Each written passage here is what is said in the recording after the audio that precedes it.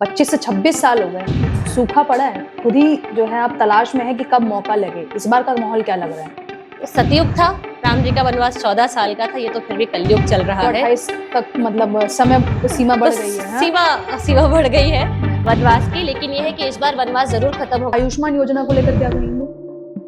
आयुष्मान योजना दिल्ली में लागू नहीं होने दी। आयुष्मान योजना आज ये संजीवनी योजना ले आए हैं। क्या है, अगर आपने दिल्ली में आयुष्मान योजना लागू होने देती तो बेचारे जो हमारे गरीब हैं उनको आर्थिक मदद ही तो मिलती। एक वन ऑफ द क्या कहते हैं बड़ा सरकारी अस्पताल हमारी विधानसभा में आता है, वहां से राखी बिरला जी जो बहुत विख्यात है आम आदमी पार्टी में, डिप्टी स्पीकर भी रही दिल्ली विधानसभा की, संजय गांधी मेमोरियल हॉस्पिटल हमारे यहाँ आता है।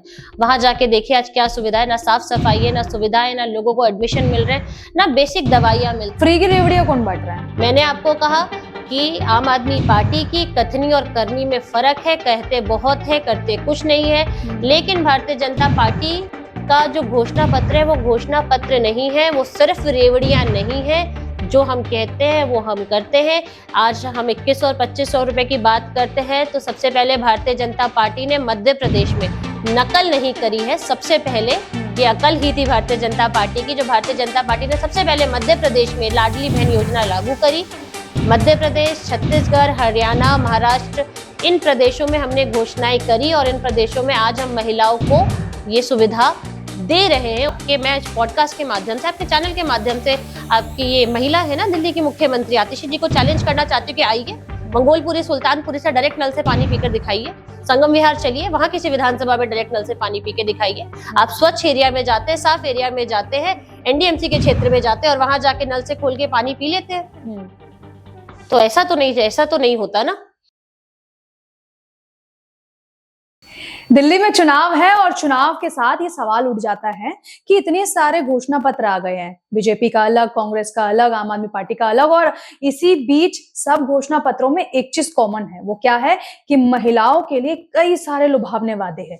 फिलहाल मैं तो ग्राउंड रिपोर्ट करती हूँ तो महिलाओं से पूछ लेती हूँ कि इन लुभावने वादों को लेकर उनका क्या कहना है। पर अब मुझे लगता है कि आज हमें इस चर्चा को आगे बढ़ाते हुए बात कर लेनी चाहिए youngest pan India general secretary state महिला मोर्चा विशाली पोदार से, जो कि मेरे साथ जुड़ गई है। विशाली जी, सबसे पहले तो आपका वेलकम है। नमस्कार भावना जी, थैंक यू सो मच मुझे बुलाने के लिए, और आपके सभी दर्शकों को भी मेरा नमस्कार। विशाली जी, इलेक्शन का टाइमिंग है, ग्राउंड पर घूम रही है, सबसे पहले बताइए माहौल क्या है? देखिए, ग्राउंड पर घूम रही हूँ इसलिए बताऊंगी कि माहौल इस बार भाजपा के हक में है। जनता ने ठान लिया है भाजपा को लाना है। चलिए, आप बीजेपी से आ रही हैं, आपका एक विजन आप बता रही हैं, लेकिन पब्लिक जो है वो सब तय करती है और 5 तारीख को वोट होगा, तब देखा जाएगा कि 8 तारीख को परिणाम किसके हक में आता है। लेकिन फिलहाल ये जो घोषणा पत्र आ रहे हैं, चाहे वो बीजेपी का हो या फिर आम आदमी पार्टी का हो, एक जगह 2100 की बात हो रही है, एक जगह 2500 की बात हो रही है। ग्राउंड पर जाते हैं आप तो महिलाओं के खासकर रिएक्शन क्या रहते हैं? देखिए, चुनाव का समय है तो घोषणा पत्र तो आएंगे ही, और सभी राजनीतिक पार्टियों का हक है, अधिकार है घोषणा पत्र को चुनाव के समय में लाना। 2100-2500 की आपने बात कही। सबसे पहले ही मैंने अपनी बात में कहा कि महिलाओं ने ठान लिया है। महिलाओं ने क्या, दिल्ली की जनता ने ठान लिया है कि भारतीय जनता पार्टी को लेकर आना है, क्योंकि जनता त्रस्त है। 10 साल की जो इनकी सरकार है उनके काम को देख के त्रस्त हो चुकी है जनता। और 2100-2500 रुपए की जहां तक बात है तो 2500 रुपए के साथ ही महिलाएं जाना चाहेंगी। अच्छा, एक बात बताइए, अभी तक दिल्ली में कहाँ कहाँ आपने घूम लिया है, मतलब कहाँ कहाँ विजिट किया है, डोर टू डोर कैंपेन किया? देखिए, दिल्ली की शायद ही 70 विधानसभा में से कोई एक विधानसभा हो जहां मैं ना जा पाई हूँ। काफी समय से हम लोग काम कर रहे हैं। भारतीय जनता पार्टी के कार्यकर्ताओं के साथ सबसे अच्छी बात यह है भावना जी कि ऐसा नहीं है कि चुनाव आया तो हम काम करने लग गए। हमारी पार्टी एकमात्र ऐसी पार्टी है कि 365 दिन कार्यकर्ता उसके सक्रिय रहते हैं किसी ना किसी कार्यों में। तो इसके निमित्त मेरा पूरी दिल्ली में प्रवास हो चुका है। मतलब मोस्ट ऑफ 70 की 70 विधानसभाओं को आपने विजिट कर लिया? लगभग हर जगह। यमुना से होते हुए कभी निकली हैं आसपास के एरिया से? बिल्कुल निकली हूँ। सिग्नेचर ब्रिज के ऊपर से निकलना हुआ है, साथ से निकलना हुआ है। इतना सुंदर जो अरविंद केजरीवाल जी ने इंतजाम किया है महिलाओं के लिए, केमिकल, फोम सब दिखता है ऊपर से।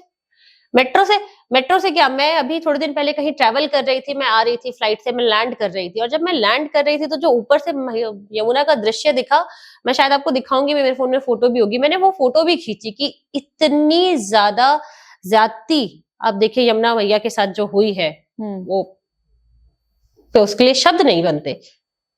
अच्छा, एक बात बताइए, आप बिहार से आती हैं। बिल्कुल। एक त्योहार आता है, वो है छठ।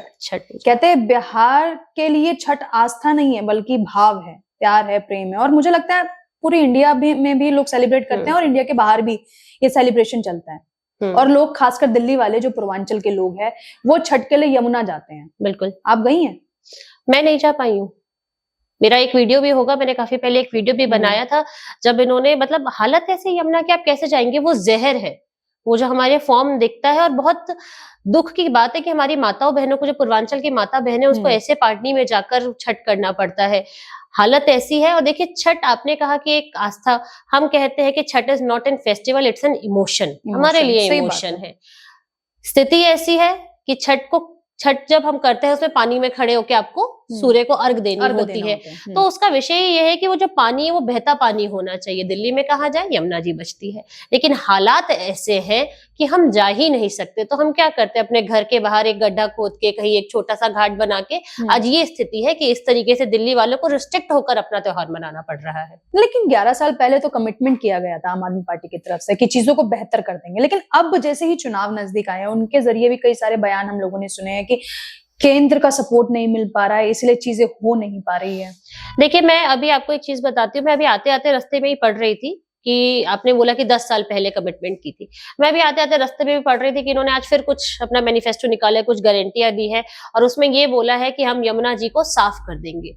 10 साल, 11 साल, 2013 में ये लोग लगभग जिस सरकार बनी इनकी, 15 में बनी, 20 में बनी, उसके बाद भी तब सबसे पहला इनका वादा ये था कि हम यमुना मैया को साफ कर देंगे। 7,000 करोड़ रुपया खर्चा हुआ यमुना जी पे। केंद्र का सपोर्ट नहीं है तो पैसा कहां से आ रहा है? इतना पैसा आने के बावजूद सफाई नहीं हो रही है। और ये सिर्फ हमारी कहने की बातें नहीं, हम जाके स्थिति देखते हैं ना, वो तो आंखों देखा हाल है कि किस तरीके से वहां खड़ा नहीं हुआ जाता। वो फॉर्म पॉइजन है, वहां खड़े होकर आप वहां पे सांस नहीं ले सकते। आए दिन मनोज तिवारी जी पहुंच जाते हैं यमुना।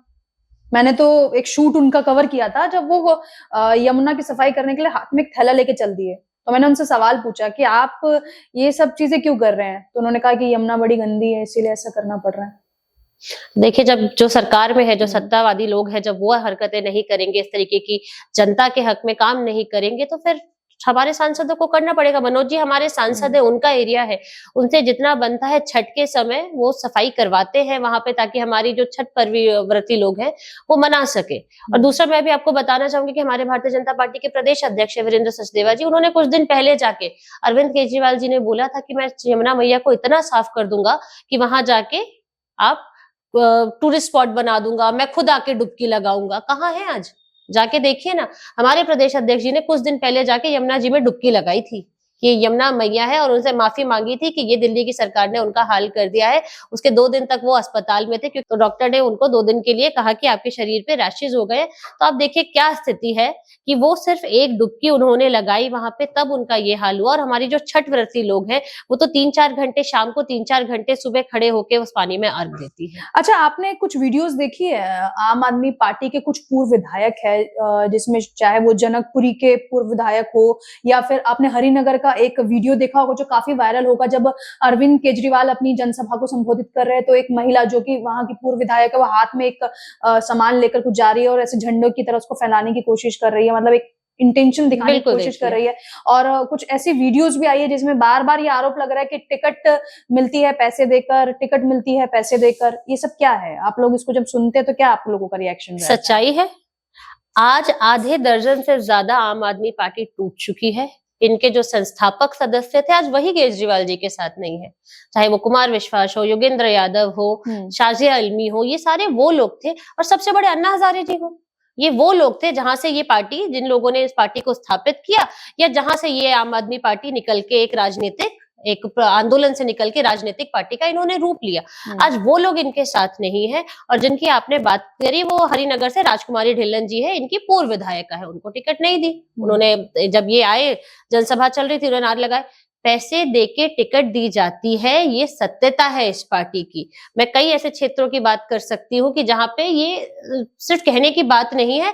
देखिए, हर जगह लोग होते हैं, सूत्र सबके होते हैं, जानकारियां सबको मिलती है, और ये सत्य जानकारी है कि ये आम आदमी पार्टी वो नहीं है जो आपको पर्दे पे दिखाई देती है। पर्दे के पीछे की असलियत इनकी कुछ और ही है। क्या वाकई में टिकट बेची जाती है? बिल्कुल बेची जाती है जी, बिल्कुल बेची जाती है। अच्छा, एक बात आप बताइए, आपने यमुना की बात की है, यहाँ पर अब मुद्दा उठता है पानी का। सबसे बड़ा मुद्दा है यमुना में भी पानी है पर वो स्वच्छ नहीं है, और माँ यमुना जो है लोगों की आस्था भी है, मैया उनको लोग कहते हैं। और इसी यमुना को अगर आपको देखना है, मथुरा चले जाइए तो स्थिति में कुछ परिवर्तन नहीं है, जबकि वहां पर भाजपा की सरकार है। अब सवाल थोड़ा सा हटके है, और वो सवाल है पीने के पानी को लेकर। दिल्ली में पीने के पानी का क्या हाल है? देखिए, एक चीज मैं यहाँ पे भी क्लियर कर दूं कि स्थिति में परिवर्तन है। जब यमुना जी जब हरियाणा की तरफ से जब एंटर करती हैं दिल्ली में, तब की यमुना जी और दिल्ली की यमुना जी में जमीन आसमान का फर्क आपको दिखेगा। तो जहां भाजपा शासित राज्य है वहां नदियों में, और यहाँ दिल्ली में देखिए जमीन आसमान का फर्क है। इसको हम नकार नहीं सकते, ये कागजों पे है, ये आपको आंखों देखा दृश्य, आप जब खुद ही जाके देखेंगे तो हमें पता चलता है। दूसरा, आपने मेरे से पानी के पीने के पानी की बात करी। मैं आपको बताना चाहूंगी कि देखिए दिल्ली में इन्होंने कहा था जब ये सत्ता में आए थे कि टैंकर माफिया एक बहुत बड़ा मुद्दा है, हम टैंकर माफिया को साफ कर देंगे। जगह जगह घोषणाएं करी, मैनिफेस्टो में जगह जगह बहुत ऐसे इन लोगों ने हर जगह आके टीवी पे न्यूज पे कि नहीं हम टैंकर माफिया साफ कर देंगे, दिल्ली में 24 घंटे पानी की सप्लाई होगी, साफ पानी की सप्लाई होगी। मैं आपको नाम बताती हूँ, मैं मंगोलपुरी क्षेत्र से आती हूँ, मंगोलपुरी विधानसभा से। चल के देखिए कहाँ है साफ पानी। घरों में नल से इतना गंदा पानी आ रहा है कि आप उस पानी से घर के दूसरे काम नहीं कर सकते हैं। पीना तो उसको छोड़िए, आप उसको घर के जो अन्य काम होते हैं, साफ सफाई, कपड़े धोना, बर्तन धोना, उस इस्तेमाल में उस पानी को नहीं ला सकते। पानी काला पानी आता है, बदबूदार पानी आता है। मंगोलपुरी, सुल्तानपुरी, कोंडली, संगम विहार, इन जगह तो मारपीट हो जाती है टैंकरों के लिए। मुझे याद है कि पिछले कुछ समय से, मैं जब से ये सरकार है, मैं कुछ सालों से देख रही हूँ कि टैंकर माफिया बहुत ज्यादा बढ़ गया है। इस तरीके की जो चित्र थे ना, फोटोज थी, वो आना बंद हो गई थी कि लोग टैंकर के पीछे भाग रहे हैं बाल्टियां लेके।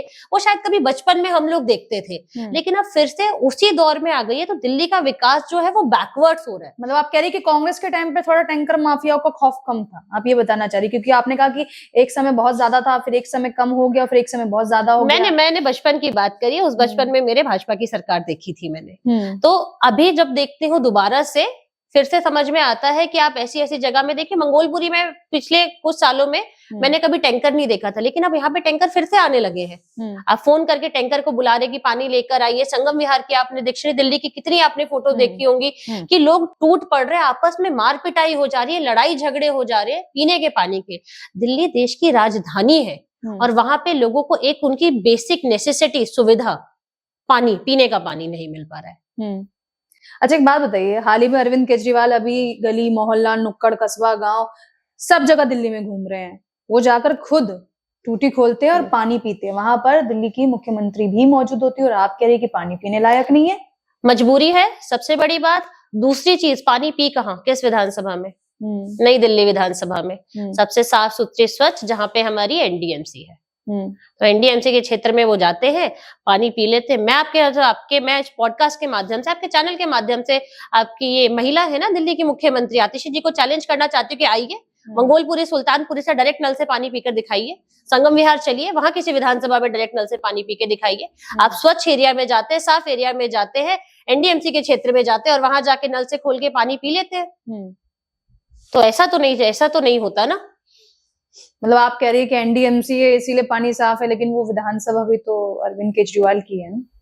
पर वहां देखिए ना, मैंने आपको बोला एनडीएमसी भारतीय जनता पार्टी के अंदर है। वहां पे बहुत सारे जो काम है वो हमारे भारतीय जनता पार्टी के, जो वहां पे जो चयनित सदस्य होते हैं एनडीएमसी के, उनके निमित्त आते हैं। वीआईपी एरिया है, पॉश एरिया है, काफी चीजें वहां पे पहले से ही सेंट्रल गवर्नमेंट के थ्रू गवर्न है, तो इसलिए ठीक रहती है। बहुत कंट्रोवर्सी चली है। देखिए नई दिल्ली पॉश एरिया है, सबको पता है। आधे से ज्यादा लुटियन जोन वहां पर आता है, सारे सीनियर नेता है, बड़े अधिकारी सब वही रहते हैं। तो वहां पे चीजें सेंट्रल गवर्नमेंट के थ्रू भी काफी सारी, मैंने बताया एनडीएमसी के जरिए गवर्न है। तो वहां कोई चीज अगर होती भी है ना, अगर मान लीजिए कोई, मेरी खुद की ये चीज है कि मैंने देखा कि कोई पानी का पाइप वहां से टूटा हुआ था, पानी लीक हो रही थी, मैंने ही ऐसे चलते चलते हमारे एनडीएमसी के जो चेयरमैन है भारतीय जनता पार्टी के, तो उनको मैसेज कर दिया कि भाई साहब फोटो खींच के भेज दी कि भाई साहब पानी लीक हो रहा है, देख लीजिएगा।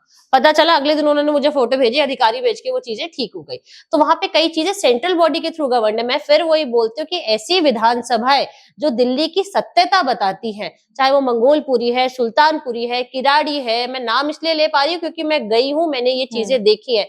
संगम विहार है, कोंडली है, देवली है, चलिए ना वहां पे। तो आपका क्या कहना है कि अरविंद केजरीवाल को कौन सी विधानसभा से आपके अनुसार चुनाव लड़ना चाहिए था, ताकि जनता हकीकत देख पाए?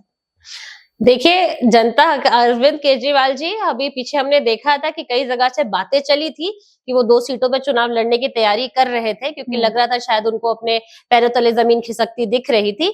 लेकिन बाद में क्या हुआ, उस समझ में हम लोगों को भी यही समझ में आया, जितनी हम लोगों को पता चला दूसरों से, कि शायद एक मैसेज अच्छा नहीं जाता कि हार के डर से 2 जगह से लड़ रहे हैं। तो उन लोगों ने नई दिल्ली से एक ही जगह से चुनाव लड़ा, लेकिन अभी भी बौखलाए हुए हैं नई दिल्ली की जगह को लेके। आप लोग बड़े कॉन्फिडेंट से भरे नजर आ रहे हैं। 25 से 26 साल हो गए, सूखा पड़ा है, खुद ही जो है आप तलाश में है कि कब मौका लगे। इस बार का माहौल क्या लग रहा है? देखिए, 27 साल हो गए हैं भारतीय जनता पार्टी के वनवास को दिल्ली में, ये मानने वाली बात है। लेकिन हम एक चीज और कहते हैं, कल ही हमारे प्रदेश अध्यक्ष जी ने ये बात कही थी और बहुत सही बात थी कि सतयुग था, राम जी का वनवास 14 साल का था, ये तो फिर भी कलयुग चल रहा है। 28 तक मतलब समय सीमा बढ़ गई है। सीमा बढ़ गई है वनवास की। लेकिन ये है कि इस बार वनवास जरूर खत्म होगा भारतीय जनता पार्टी का।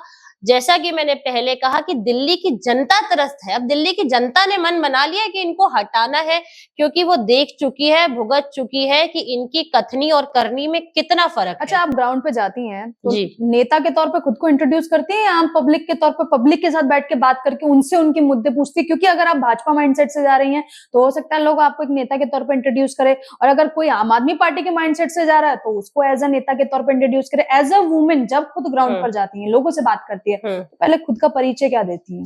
देखिए, 2 चीजें आपने परिचय का। देखिए, मैं सबसे पहले तो हम जब लोगों से बात करने जाते हैं तो शायद जरूर ही हमारे गली में भारतीय जनता पार्टी का पटका होता है, तो वो उनको पता चलता है कि हम भारतीय जनता पार्टी से आए हैं। लेकिन जब आपने बोला कि महिलाओं से बात करने की बात आती है, तो आपने अपने परिचय में कहा कि मैं यंगेस्ट हूँ।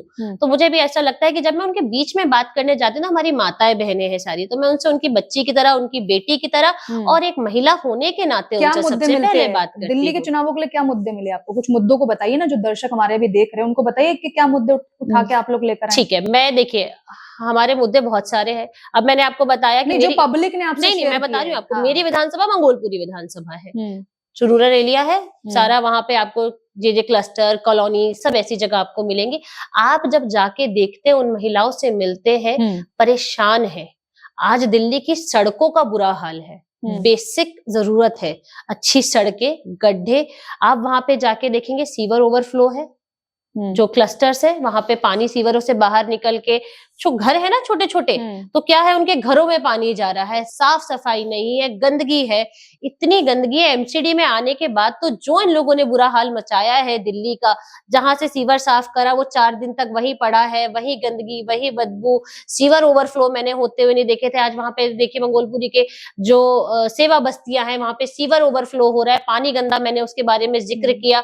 बिजली का जो आज ये ढिंडोरा पीट रहे हैं कि फ्री बिजली, चल के देखिए ना किसके यहाँ बिजली आ रही है।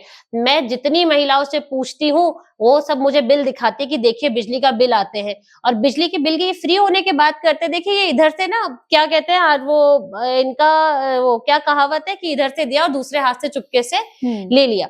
क्या करते हैं, पीपीएसी टैक्स के बारे में आपने सुना होगा। भाई, जनता को गुमराह करना और जनता से झूठ बोलना तो कोई देखिए केजरीवाल से सीखे कि इन्होंने क्या किया कि एक तरफ कहते हैं कि हमने बिजली फ्री कर दी और दूसरी तरफ चुपके से ये बिजली में अलग अलग प्रकार के नाम के टैक्स लगा देते। जनता मासूम में पड़ती है नहीं, कौन पड़ता है? आप जाके देखिए ना, जे क्लस्टर्स में कौन सी बहन हमारी बिल पड़ रही है, चुपचाप जो बिजली का बिल आया वो जाके भर देती है। भारतीय जनता पार्टी ने सड़कों पर संघर्ष करके गली गली ये बात पहुंचाई और एलजी से निवेदन करके ये पीपीएसी टैक्स को हटवाया। आपने एलजी की बात की है ना, सवाल पूछ लेती हूँ। बताइए। आए दिन ये बयान चलते हैं, आए दिन एलजी काम नहीं करने दे रहे। एलजी काम नहीं करने, देखिए आपने बोल दिया। हाँ, सच्चाई क्या है? आए दिन बयानबाजी। देखिए, मैंने आपको बोला बौखलाहट है। अब किसी की टोपी किसी के सर, किसी की टोपी किसी के सर, काम इनसे हो नहीं रहा है। आप कह रहे हो 2100 रुपए की घोषणा, आप ये बात करते हैं ना कि इसकी हम सरकार में आएंगे तो 2100 रुपए देंगे। यही केजरीवाल की सरकार है कि लोकसभा चुनावों में दिल्ली में घोषणा की थी कि दिल्ली की महिलाओं को 1000 रुपए देंगे। क्यों नहीं दिए? घोषणा कर देखिए, इनका काम है। ये बन चुके हैं घोषणा मंत्री, ये दिल्ली के मुख्यमंत्री नहीं है, ये घोषणा मंत्री हैं। मुख्यमंत्री तो खैर पूर्व हो चुके हैं, ये घोषणा मंत्री हैं। रोज 12 बजे आते, एक प्रेस कॉन्फ्रेंस करते, आज हम ये देंगे, वो देंगे, ये देंगे, वो देंगे। कहाँ थे जी 10 साल से? आप कहते हो एलजी आपको काम नहीं करने दे रहे, केंद्र सरकार आपको काम नहीं दे रही। अब एलजी और केंद्र सरकार से पूछ के थोड़ी ना घोषणाएं लागू कर रहे हो कि हम देंगे, ये देंगे। आप लागू जो मर्जी कर देते हो, जो आपके मन में आए, चुनावी वायदे आप जो मर्जी फेंक देते हो, फिर आके कहते हो एलजी काम नहीं कर रहे। अच्छा, आयुष्मान योजना को लेकर क्या कहेंगे? आयुष्मान योजना दिल्ली में लागू नहीं होने दी। आयुष्मान योजना आज ये संजीवनी योजना ले आए हैं। क्या है, अगर आपने दिल्ली में आयुष्मान योजना लागू होने देती तो बेचारे जो हमारे गरीब हैं उनको आर्थिक मदद ही तो मिलती कि उनके जो इलाज है। देखिए, एक गरीब परिवार पे एक बहुत बड़ा आर्थिक बर्डन आ जाता है कि अगर किसी की तबीयत खराब हो जाती है, कोई बड़ी बीमारी आ जाती है, को किस तरीके से जाके वो बेचारा इलाज नहीं करा पाता अपना। अच्छा, अभी राहुल गांधी जी की एक वीडियो देखी मैंने, वो किसी एक बड़े हॉस्पिटल के आसपास में जाकर जो बाहर लोग सो रहे हैं सड़कों पर, खासकर क्योंकि ठंड का टाइम है, ओस की बूंदें भी गिर रही हैं, उनसे बातचीत कर रहे हैं और उनसे पूछ रहे कि आपका हॉस्पिटल्स में इलाज होता है या नहीं होता है। और उनका ये भी कहना है कि ये बहुत बुरा है, इनको इस अवस्था में देखना बहुत बुरा है। सवाल मेरा आपसे ये है कि एम्स हो, सफदरजंग हो, कुछ बड़े हॉस्पिटल्स है जो केंद्र से भी जुड़े हैं, ऐसे में कुछ ऐसे भी हॉस्पिटल है जो स्टेट से जुड़े हैं। अब मैं स्थिति की बात करूं तो अगर देखा जाए तो एम्स को लेकर लोगों की नजरें होती है कि सारे इलाज यही होंगे, लेकिन अधिकतर मोस्टली लोग आपको बाहर सड़कों पे सोते हुए नजर आएंगे। ये जिम्मेदारी किसकी है? देखिए, आपने बात करी कि अधिकतर लोग आपको बाहर मिलते। कुछ चीजें हम मानते हैं कि दिल्ली देश की राजधानी है। दिल्ली में और एम्स की तरफ सबका रुख होता है कि अच्छा इलाज मिलता है। सब चाहते हैं कि कोई बीमारी है तो एम्स पे अच्छे डॉक्टर से अच्छा इलाज मिले, या बाकी अस्पताल है जो सरकारी अस्पताल है सब उनकी तरफ रुख करते हैं। क्या होता है कि देखिए, दिल्ली में बाहर से लोग भी आते हैं, ठीक है? अधिकतर लोग जो मैंने कई बार देखा है, मेरे भी कुछ जानकारी की तबीयत खराब है तो सबने बोला कि दिल्ली में एम्स में रेफर कर दिया जाइए। स्थिति, जनसंख्या हम उससे मुँह नहीं फेर सकते। तो कई बार क्या होता है कि तारीखें देर से मिलती है, लोग अपनी बारी आने का इंतज़ार करते हैं। तो कुछ लोग जो है, मोस्टली लोग मैंने देखे कि ये मोस्टली लोग वो हैं जो प्रवासी लोग हैं जो बाहर से आते हैं इलाज कराने के लिए। लेकिन शायद कहीं कमरे का खर्चा, जो बाकी सारी चीज़ें, रहना-वहना, वो उनको थोड़ा आर्थिक बर्डन उनके ऊपर पड़ता है, इसलिए वो ये कोशिश करते हैं कि वहीं हॉस्पिटल के आस-पास सराउंड यही तो में ही मेरा कहीं। सवाल है कि हाँ। आखिर जिम्मेदारी किसकी बनती है? क्यों एक व्यक्ति जो आर्थिक रूप से संपन्न नहीं है, जो वोट भी देता है, जो नागरिक भी है भारत का, केंद्र पर भी भरोसा रखना चाहता है, स्टेट पर भी भरोसा रखना चाहता है, बड़े हॉस्पिटल में नहीं तो सरकारी हॉस्पिटल में से ही अपने बच्चे की सुविधाओं की पूर्ति चाहता है, इलाज चाहता है। एक गरीब माँ जिसके पास पैसा नहीं है, वो क्या करे? ठंड में तो सोने पर मजबूर है। बात आती है दिल्ली सरकार के अस्पतालों की। बहुत बड़े-बड़े वादे किए गए थे दिल्ली सरकार की तरफ से कि नए अस्पताल खोले जाएँगे, नई सुविधाएँ दी जाएँगी, फ्री में सुविधाएँ दी जाएँगी। आज आप उन अस्पतालों का भी, दिल्ली का एक वन ऑफ द क्या कहते हैं, बड़ा सरकारी अस्पताल हमारी विधानसभा में आता है। वहाँ से राखी बिरला जी, जो बहुत विख्यात है आम आदमी पार्टी में, डिप्टी स्पीकर भी रही दिल्ली विधानसभा की, संजय गांधी मेमोरियल हॉस्पिटल हमारे यहाँ आता है। वहां जाके देखिए आज क्या सुविधा है, ना साफ सफाई है, ना सुविधाएं, ना लोगों को एडमिशन मिल रहे हैं, ना बेसिक दवाइयां मिलती है। मैं भी कभी किसी के लिए फोन कर देती हूँ कि इनको एडमिट करना है तो ये इलाज ही नहीं है, ये दवाइयां ही नहीं है, आप सीधे सेंट्रल ये सफदरजंग चले जाइए या एम्स चले जाइए। तो दिल्ली सरकार के जो अस्पताल है, जो दिल्ली के लोकल लोगों की सुविधा के लिए बनाए हैं, वहां पे दिल्ली के लोगों का इलाज नहीं हो रहा है। उनको तुरंत अपनी नाकामियां छुपाने के चक्कर में उनको तुरंत डाइवर्ट कर दिया जाता है, आप केंद्र सरकार के पास जाइए। देखिए, रिसोर्सेज लिमिटेड है, ये हम मानेंगे कि कि हमारे जो रिसोर्सेज है वो लिमिटेड है, हमारे डॉक्टर्स लिमिटेड है, हम एक लिमिटेड संख्या का पर डे के हिसाब से वहां पे इलाज हो सकता है। ये दिक्कतें हैं। और दूसरा, राहुल गांधी जी की आपने बात कही कि राहुल गांधी जी आए, दिल्ली में 11 साल से आम आदमी पार्टी की सरकार है, उससे पहले कांग्रेस की सरकार थी। आज हमने देखा कि आज राहुल गांधी जी आ रहे हैं, फिर से घूम रहे हैं कि दिल्ली में लोगों को इलाज नहीं मिल रहा है, वहां जाके कंबल बांट रहे हैं, बिस्किट्स बांट रहे हैं, खाने की मैंने वो चीजें, वो वीडियो मैंने भी देखी थी। आज जब चुनाव याद आया है तो सबको याद आ रही है कि दिल्ली में जाके घूमना है, देखना है क्या सुविधाएं, क्या असुविधाएं हैं। लेकिन जब चुनाव नहीं होता तो ये सारे गायब हो जाते, फिर दिल्ली की जनता को ये अपने राम भरोसे छोड़ देते हैं। फ्री की रेवड़ियां कौन बांट रहा है? आप कहते हैं कि आम आदमी पार्टी बांट रही है, आम आदमी पार्टी कह रही है कि आप नकल से अकल लेने की कोशिश कर रहे हैं। आप भी वैसे ही घोषणा पत्र ले आते हैं जिन बातों का जिक्र हम करते हैं। तो एक तरफ लोग नकल से अकल की बात कर रहे हैं, एक तरफ फ्री की रेवड़ियों की बात कर रहे हैं। क्या चल रहा है मार्केट में? मैंने आपको कहा घोषणा करना सबका अधिकार है। दोनों सभी पार्टी अपनी अपनी घोषणाएं करती हैं चुनाव के समय में, लेकिन असलियत वो है, सच्चाई वो है जो पार्टी इन घोषणाओं को घोषणा करने के बाद, चुनाव के बाद, सत्ता में आने के बाद उसको इम्प्लीमेंट करती है। मैंने आपको कहा कि आम आदमी पार्टी की कथनी और करनी में फर्क है, कहते बहुत है करते कुछ नहीं है। लेकिन भारतीय जनता पार्टी का जो घोषणा पत्र है वो घोषणा पत्र नहीं है, वो सिर्फ रेवड़ियां नहीं है। जो हम कहते हैं वो हम करते हैं। आज हम 2100 और 2500 रुपए की बात करते हैं तो सबसे पहले भारतीय जनता पार्टी ने मध्य प्रदेश में नकल नहीं करी है। सबसे पहले ये अकल ही थी भारतीय जनता पार्टी की, जो भारतीय जनता पार्टी ने सबसे पहले मध्य प्रदेश में लाडली बहन योजना लागू करी। मध्य प्रदेश, छत्तीसगढ़, हरियाणा, महाराष्ट्र, इन प्रदेशों में हमने घोषणाएं करी और इन प्रदेशों में आज हम महिलाओं को ये सुविधा दे रहे हैं, उनके खाते में पैसा जा रहा है। केवल घोषणा नहीं है, केवल वोट के लिए रेवड़ियां बांटना नहीं है, ये एक महिलाओं को देखिए आर्थिक मदद है। कुछ हमारी महिलाएं हैं, जरूरत होती है महिलाओं को, तो उस तरीके से महिलाओं को आर्थिक तौर पे मजबूत करना, आत्मनिर्भर बनाने के तौर पर भारतीय जनता पार्टी ने ये घोषणा करी और इनको इम्प्लीमेंट किया। रेवड़ियां वो होती हैं जो चुनाव के नाम पर बांटी जाती है कि पंजाब में सरकार बना ली इस बात पे कि हम महिलाओं को 1000 रुपए देंगे। आज 3 साल हो गए, सरकार इनकी है, देते क्यों नहीं है? किसने रोका है? दीजिए। झारखंड गई हैं आप कभी? झारखंड मेरा अभी तो फिलहाल जाना नहीं हुआ। मैं 60 दिन झारखंड जो है रह कर आई थी। ये बात मैं बता रही हूँ मई और जून की। और उस दौरान जो है थोड़ा सा इलेक्शन का समय था तो हम लोग विजिट भी गए थे और कुछ शो करने भी गए थे। और अभी क्योंकि हाल ही में झारखंड के विधानसभा चुनाव भी खत्म हुए हैं, एक योजना वहां पे बड़ी फेमस हुई जिसको लेकर ऐसा कहा जाता है कि इसका इफेक्ट दिल्ली में जो है इसीलिए हो रहा है, या फिर इस तरीके की योजना को इसलिए लाया जा रहा है क्योंकि कहीं ना कहीं झारखंड में जो जीत हासिल हुई है उसका एक एग्जाम्पल लिया जा रहा है। और वो योजना है मैया सम्मान योजना, जो झारखंड में है। और उसमें भी कुछ इसी तरीके से बात की गई थी कि हर महीने महिलाओं को जो है पैसे दिए जाएंगे और दिए भी जा रहे हैं। फिलहाल आपको क्या लगता है कि झारखंड के तर्ज पर दिल्ली में 2100 की योजना निकली? चुनावी वादे बहुत पासे फेंके जा रहे हैं, जमीन पैरों के नीचे से खिसकती दिख रही है, तो इसलिए साम दाम दंड भेद जो इनके दिमाग में आ रहा है, जो मुंह में आ रहा है, ये वो आके 12 बजे रोज चैनल पे आते हैं। मैंने आपको कहा ये घोषणा मंत्री बन चुके हैं इनकी पार्टी, अरविंद केजरीवाल जी। जो दिमाग में आ रहा है, जो बोल रहे हैं, ये वो घोषणाएं करे जा रहे हैं। इनको इससे कोई मतलब नहीं है, क्योंकि आज आपने ये कहा कि दिल्ली, ये झारखंड के तर्ज पे ये घोषणाएं कर रहे हैं। मैंने अभी आप में रास्ते में आते वक्त मैं इनका पढ़ रही थी अरविंद केजरीवाल की 15 गारंटी। अच्छा, ये वही 15 गारंटी है जो ये पिछले 11 साल से दे रहे हैं। जो 2015 में इन्होंने घोषणाएं की थी, वही घोषणा 2020 में करी और वही घोषणा ये 2025 में कर रहे हैं। कुछ नया नहीं लेकर आए हैं ये। क्यों? क्योंकि अब इनको दिख रहा है कि हमारी एंटी इनकम्बेंसी है, जनता हमसे परेशान है, दिल्ली में भारतीय जनता पार्टी लौट रही है, हमारी वापसी नहीं हो रही है, इसलिए वही सेम घोषणाओं को दोबारा बढ़ा चढ़ा के अलग अलग नाम देके ये बस योजनाएं फेंके जा रहे हैं लोगों के पास कि इससे जो वोटर है वो लुभावित होके इनको वोट दे दे।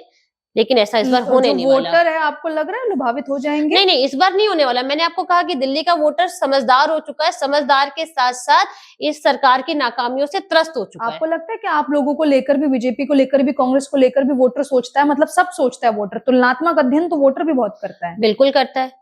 तो मैंने वही कहा ना कि वोटर के पास उदाहरण है कि भारतीय जनता पार्टी ने जो जो कहा वो हरियाणा में, महाराष्ट्र में, छत्तीसगढ़ में और मध्य प्रदेश में सरकार बनने के बाद किया। लेकिन ये सरकार क्या कर रही है? ना तो आज बिजली का बिल किसी का 0 आ रहा है, पानी के बिल तो इतने ज्यादा बढ़े हुए आ रहे हैं, आसमान छू रहे, लाखों लाखों रुपए में भी लोगों का पानी का बिल आ रहा है। और ज्यादा दूर क्यों जाना, मैं अपना पानी का बिल दिखा दूंगी, 2 लाख रुपए का पानी का बिल आ रखा है। आपने भरा नहीं बिल? इन्होंने कहा कि बिल माफ है, तो आप मतलब आम आदमी पार्टी ने जो कहा, अरे नहीं, ऐसा नहीं, आप मेरी बात सुनिए। बिल्कुल ऐसा कुछ नहीं है। तो इन्होंने कहा कि बिल हमारे आने बंद हो गए। इन्होंने कहा कि बिल नहीं देंगे तो बिल आने बंद हो गए। कुछ समय के लिए बिल नहीं आया। उसके बाद जब अचानक से बिल आया तो 70,000, 80,000, 1 लाख इस तरीके से लोगों के बिल आने चालू हुए। तो जागरूक नागरिक होने के नाते और बीजेपी की कर्मठ नेता होने के नाते आपने वो 2 लाख का बिल भरा नहीं भरा, मेरा सवाल ये है। बिल्कुल भर दिया है जी, भर दिया है। क्योंकि वो केजरीवाल जी कह रहे थे ना कि माफ हो जाएगा। कुछ नहीं होने वाला। इनका माफ जो होता है वो माफ और साफ सबने देख लिया है। बार बार वही बात आती है, वही विषय आता है कि दिल्ली की जनता के साथ खिलवाड़ हो रहा है, उनकी भावनाओं के साथ खिलवाड़ हो रहा है, उनको सिर्फ एक वोटर बना दिया गया है। एक सवाल का जवाब दे दीजिए। प्रवेश वर्मा जी को लेकर बहुत बयानबाजियां चली है जी, पैसा बांटा जा रहा है, यहाँ तक सुना गया है, और कई ब्रेकिंग न्यूज जो है इस तरीके से बयानों के साथ बयार में बही है। आप बताइए कि जीतने के लिए सच में पैसा बांट रही है क्या भाजपा? नहीं बांट रही है। नहीं बांट रही है। तो आम आदमी प्रवेश पार्टी वर्मा क्यों जी बार-बार कह रही है? आरोप प्रत्यारोप, चुनाव का समय आरोप प्रत्यारोप अच्छा। चलता रहेगा। और दूसरी बात, मैंने जितनी मेरी जानकारी है, प्रवेश वर्मा जी की एक संस्था है जिसके जरिए वो शुरू से ही काम कर रहे हैं। अच्छा, तो उस संस्था के तो जरिए संस्था वहां पे चुनावों में एक्टिव हो गई, पहले से हो रहा है, पहले से एक्टिव शुरू है, से हो तो रहा ये है। हाईलाइट अभी तो हुआ वो है। पहले से काम हो रहा है, लेकिन अभी इनको कोई मुद्दा नहीं मिला तो उन्होंने इस मुद्दे को उठा के वो कर दिया कि ये, क्योंकि वो काम कर रहे हैं, जनता उनसे जुड़ रही है, महिलाएं उनसे जुड़ रही है, तो उसको रोकने के लिए उन्होंने ये उनके ऊपर आरोप की राजनीति चालू कर दी कि पैसा बांट रहे, ये बांट रहे, वो बांट रहे। आप लोग स्वाति मालीवाल का जो मुद्दा है वो बहुत ज्यादा उठा रहे हैं इस जी, चुनावों में, जी। कारण क्या है? कारण ये है कि जो हुई वो बात एक छोटा विषय नहीं था, हाँ, गंभीर बड़ा विषय है, था। हाँ। बड़ा विषय है, गंभीर विषय है कि वो उस समय और अभी भी एक महिला है, और महिला के बाद वो एक संवैधानिक पद पर बैठी महिला है। तो जब संवैधानिक पद पर बैठी महिला इनके नाक के नीचे, इनकी उपस्थिति में, इनके घर के अंदर ही असुरक्षित है, तो फिर बाकी महिलाओं की हम क्या बात करेंगे? लेकिन रमेश बिदुड़ी जी को क्या हो गया? हाल ही में ऐसे बयान जो दे देते हैं वो जबान फिसल जाती है या फिर क्या रहता है उनके साथ? उन्होंने हाल ही में कुछ ऐसे बयान दिए जिसको लेके बहुत कंट्रोवर्सी चली, यहाँ तक कि अतिशी जी जो है वो प्रेस कॉन्फ्रेंस करती है और वो रोती हुई भी नजर आई उसमें। देखिए, आतिशी जी रोती हुई तो कई बार नजर आई है। मैंने एक उनका एक नहीं, और, महिला तो वो भी है ना, सम्मान तो सभी का बराबर है ना। राजनीतिक महिला है, और स्वाति मालीवाल महिला है, राजनीतिक महिला है। स्वाति मालीवाल अगर बहुत ज्यादा राजनीतिक महिला होती तो वो क्या करती? वो वहां पे अपनी अच्छाई के लिए कि मेरी राज्यसभा सीट है, मेरा संवैधानिक पद बचा रहे। एक्चुअली दोनों महिलाओं को लेकर है। मेरे लिए महिला सम्मान उतना ही मायने रखता है जितनी मेरी खुद की रिस्पेक्ट। मैं दोनों तो का आपको जवाब दे रही मालीवाल हूँ, वर्सेस अतिशी, मैं दोनों का जवाब दे रही दोनों हूँ। का है। कारण क्या है? मैं खुद महिला हूँ। तो महिला का सम्मान मेरे लिए किसी राजनीतिक दल से, किसी पार्टी से, किसी भी संस्था से सर्वोपरि है। आप लोगों की क्योंकि पार्टी मैं खुद एक महिला हूँ। आप लोगों की पार्टी को गाली गलौच वाली पार्टी कहते हैं, आम आदमी पार्टी वाले। आप लोगों की पार्टी को लेकर आए दिन जो है नई नई बयानों को लेकर आते हैं, प्रेस कॉन्फ्रेंस के जरिए बताते हैं, खाली किताब लेकर महिला सम्मान की बात करती है ना आम आदमी पार्टी। मुझे बताइए, ये वो पार्टी है जिनके जो विधायक है, मैं कहूँ ये संवैधानिक पदों पे बैठे हुए लोग हैं, जिनके एक विधायक राशन कार्ड के नाम पे महिला का शोषण करते हैं, एक विधायक अपनी पत्नी को अपने घर के कुत्तों से, प्रेग्नेंट पत्नी को घर के कुत्तों से कटवाते हैं। ये तो इनका महिला सम्मान है। इनकी एक कार्यकर्ता थी सोनी, आपको शायद याद नहीं होगा, बहुत पुरानी बात है, ये भारतीय जनता पार्टी के कार्यकर्ताओं ने इनके ऊपर काफी समय तक प्रदर्शन किया था कि उस बेचारी को आत्मदाह करना पड़ा क्योंकि उसको कहा किया कि कॉम्प्रोमाइज करने के लिए। तो ऐसा तो ये आम आदमी पार्टी का सच्चाई है, ये चरित्र है। चाहे वो सोनी हो, चाहे वो संतोष कोहली हो, चाहे वो सोमनाथ भारती इनके विधायक या उनकी बीवी हो, चाहे वो ये संदीप कुमार हो जो सुल्तानपुरी विधानसभा से विधायक थे, उन्होंने अपनी ये एक महिला के साथ राशन कार्ड के नाम पे दुर्व्यवहार किया। अनेकों एग्जाम्पल तो इनकी पार्टी में है। ये कौन से महिला सम्मान की बात करते हैं? निकाला क्या सोमनाथ पार्टी को पार्टी से बाहर? उसको तो प्रमोशन करके उसको नई दिल्ली लोकसभा से ये लोकसभा लड़वाई। निकाला क्या संदीप को पार्टी से बाहर? नहीं। देखिए, चाहे वो स्वाति मालीवाल जी हो, चाहे वो अतिशी जी हो, महिला तो महिला है और सम्मान सबका जरूरी है। और चुनावों का समय हो, मुझे नहीं लगता है कि किसी के पास भी ये कोई अधिकार है कि किसी महिला के ऊपर टिक्का टिप्पणी करे या फिर उसके ऊपर हाथ उठाए। और इतना ही मैं फिर आपको यहाँ पे टोकूंगी भावना जी कि महिला का सम्मान इतना जरूरी था तो आज तक अरविंद केजरीवाल जी स्वाति मालीवाल से मिले क्यों नहीं है? जबकि खासा करीबी अरविंद केजरीवाल जी के किससे माफी मांगनी चाहिए? जब वो रेवेन्यू सर्विसेज में थे वो तब से उनके साथ है ना। अब जब उनका अधिकारी समय था तब से वो उनके साथ है। इतनी उनकी करीबी कही जाने वाली, आज तक अरविंद केजरीवाल जी उस मुद्दे पे मिले क्यों नहीं? उस मुद्दे पे बात नहीं करी। बहुत एक्टिव महिला है। विभव को उन्होंने सिक्योरिटी देने के चक्कर में यहाँ से फरार करके पंजाब दे दिया कि पंजाब पुलिस तो उनकी अपनी है, तो उनको कोई कुछ नहीं कर पाएगा। अपनी गाड़ी में साथ बैठा के घूमते हैं और आज तो उनको Z+ सिक्योरिटी दे दी है। ये महिला का सम्मान है कि जो आम आदमी पार्टी में महिला का अपमान करता है, महिला के चरित्र का हनन करता है, उसका ये प्रमोशन करते हैं। चाहे वो सोमनाथ भारती को दोबारा बताऊंगी विधायक से लोकसभा का चुनाव लड़वाने की बात हो या फिर आज विभव कुमार को Z+ सिक्योरिटी देने की बात हो। स्वाति मालीवाल जी काफी एक्टिव भी है और दूसरी बात ये भी है कि जब उनके बाद स्टेट का महिला आयोग का पूरा था तो उन्होंने काफी जगह, मैंने देखा वीडियोस के माध्यम से, कि वो मोस्टली जगहों पे स्पा सेंटर पे छापे मारती थी ताकि लड़कियों को रेस्क्यू किया जा सके। काफी रिस्पेक्टेड वुमेन है। जाया गया मैंने उनके कुछ रोड वीडियोस देखे, वो red light areas GB road पे वो स्वयं गई हैं, मैंने भी देखे हैं। और जब ये मुद्दा हुआ तो भारतीय जनता पार्टी का महिला मोर्चा उनके साथ डटकर खड़ा रहा। हमने उनको आश्वासन दिया कि हम आपके साथ खड़े, आप आइए बात कीजिए।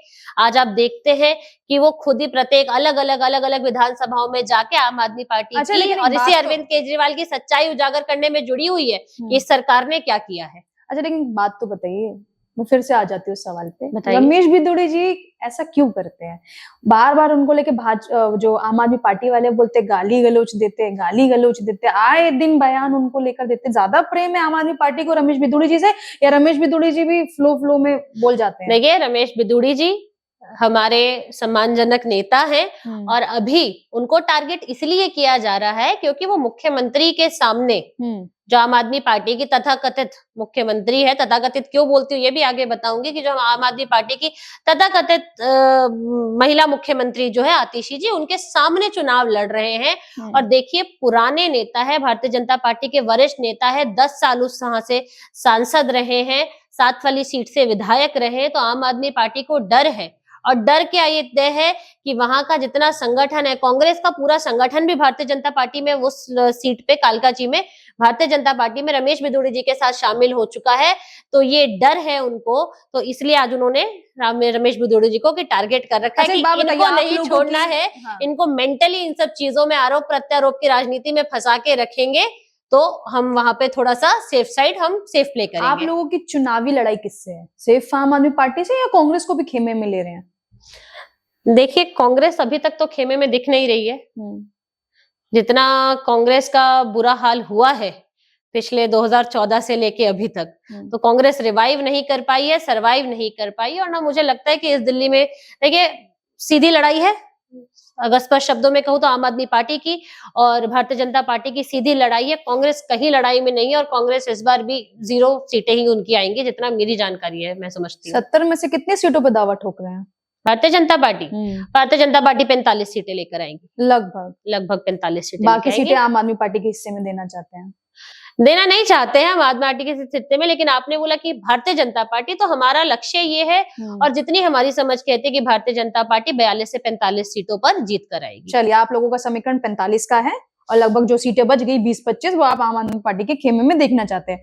पर अगर यही सोच आम आदमी पार्टी की आप लोगों को लेकर हो तो कि मजबूत विपक्ष में आप दिखे और अब सत्ता पक्ष में हम दिखते हैं? देखिए, आम आदमी पार्टी से अहंकारी राजनीतिक दल मैंने नहीं देखा। वो, उनको लगता है हम सर्वे सर्वा है, सर्वोपरि है, तो वो तो ये समझ के चलते हैं कि जिस तरीके से पीछे भी हमने चुनावों के रिजल्ट देखे, तो उनकी तो दावेदारी 70 पे है, जितना मेरी जानकारी है। वो तो ये कहते हैं कि भाई भारतीय जनता पार्टी नहीं आ रही है, कांग्रेस नहीं आ रही है। देखिए, माहौल बनाना होता है, चुनाव का समय है, कुछ भी पार्टी तो कहेगी ना, अपना मनोबल भी तो बढ़ाना होता है, अपने कार्यकर्ताओं का मनोबल भी बढ़ाना होता है। लेकिन आम आदमी पार्टी का इंटरनल सर्वे भी यही कह रहा है कि भारतीय जनता पार्टी ही दिल्ली में सरकार बना रही है। आपके सूत्र वहां पर भी चले गए क्या? बिल्कुल है जी, आप मीडिया वाले, आपको पता होगा, सूत्र सबके हर जगह होते हैं। अच्छा, एक बात बताइए कि जैसे पानी का मुद्दा बड़ा मुद्दा, आप कह रहे हैं कि बिजली के लोगों के बिल आ रहे होंगे, पर कुछ ऐसे लोग भी हमें ग्राउंड पर टकराए हैं जिनका कहना है कि शून्य बिल है। झुग्गी झोपड़ी वाले भाइयों के बीच में अरविंद केजरीवाल जी कह रहे हैं कि वो इनके बेटे, और अगर आप लोग उनके बीच में जो जा रहे हैं, खासकर सोने जा रहे हैं रात के समय में, रात्रि प्रवास, हाँ, रात्रि जो प्रवास है, सोने के लिए आप जा रहे हैं, बड़ा उसको लेकर उनका सवाल है कि अब याद आ गई आप लोगों को झुग्गी वाले भाइयों की? रात्रि प्रवास कर रहे हैं, सो रहे, नींद पूरी कर रहे हैं, उनके साथ जाके बात कर रहे हैं, वो पूछ रहे हैं आपसे कि आपको अभी याद आ गई? अभी याद नहीं आई है, मैं आपको बताती हूँ। आपने इस बात का जिक्र किया है, संगठनात्मक तौर पर बताना चाहूंगी कि भारतीय जनता पार्टी ने पिछले 26 हफ्ते से लगातार, लंबा समय होता है 26 हफ्ते, खुद कैलकुलेट कर लीजिए कितने महीने होते हैं, तो पिछले 26 हफ्तों से लगातार झुग्गी वासियों के बीच में, क्योंकि देखिए, ये सबसे ना भावनात्मक वोटर है और सबसे ज्यादा वोटर भी है दिल्ली का। तो आपको भी, आप लोगों ने भी टारगेट बनाया है। टारगेट नहीं बनाया, मैंने बोला भावनात्मक वोटर है तो बड़े आराम से इनको ये फिसल जाते लेकिन हैं। इसीलिए जो हाँ। पार्टी आती है सब उनकी भावनाओं के साथ खेल जाती है, जैसे भी आपने कहा कि फिसल जाते हैं। अरविंद केजरीवाल जी कहते हैं कि मैं आपका भाई हूँ, मैं आपका बेटा हूँ, और आप लोगों को लोग निगलना चाहते हैं, खासकर भाजपा वाले। वो जा रहे हैं, माइक लेके बोल रहे हैं, गाड़ी पे खड़े होकर बोल रहे हैं, झुग्गी वाले भाइयों को एक जगह इकट्ठा कर रहे हैं। वोटर्स को सेवा बस्ती होके, देखिए हमने तो झुग्गी बस्ती का नाम ही हटा दिया, हमारे आदरणीय प्रधानमंत्री मोदी जी कहते हैं सेवा बस्ती। सेवा बस्ती के वोटर्स को बरगलाया जा रहा है, उनको लालच दिया जा रहा है, लेकिन भारतीय जनता पार्टी वो पार्टी है जो कहती है कि जहाँ झुग्गी वही मकान। आप चल के देख लीजिए, चाहे कालका वो कहना वो चुनाव नहीं लड़ेंगे। अरविंद केजरीवाल जी कह रहे हैं आपने जितने घर तोड़ दिए हैं या जो भी झुग्गी वाले भाई है उनको घर दे दीजिए, वो कह रहे हैं कि मैं चुनाव नहीं लड़ूंगा। करके दिखा दे भाजपा वाले। अरे चलिए ना, मैं दिखाती हूँ ना, अशोक विहार चलिए। अशोक विहार में अभी 3 जनवरी को जहाँ झुग्गी वहां मकान के अंदर अंतर्गत मकान दिए गए हैं। दिल्ली में भी मकान दिए गए हैं, अशोक विहार हो गया, कालका जी हो गया, कितनी जगह जहाँ जहाँ झुग्गी वहां मकान के अंतर्गत लोगों को मकान दिए जा रहे हैं। आज ये जाके उनको लोगों को बरगला देते, जाके झूठ की राजनीति। अरे किसी के, अगर आपको झूठ की राजनीति करनी भी है तो किसी के जीवन के क्या साथ, किसी की भावनाओं के साथ तो मत खेलो।